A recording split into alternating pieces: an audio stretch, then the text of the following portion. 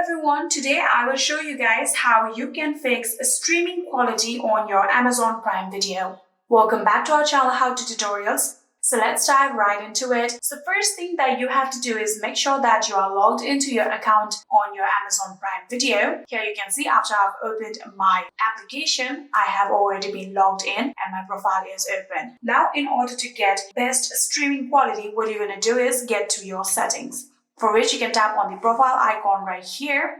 And then you can see a gear-like icon. If you tap on this gear-like icon, you'll get to the settings of your profile. Now what you're going to do is tap on streaming and downloading. So after tapping on streaming and downloading, here you can see there is the option of streaming quality right here.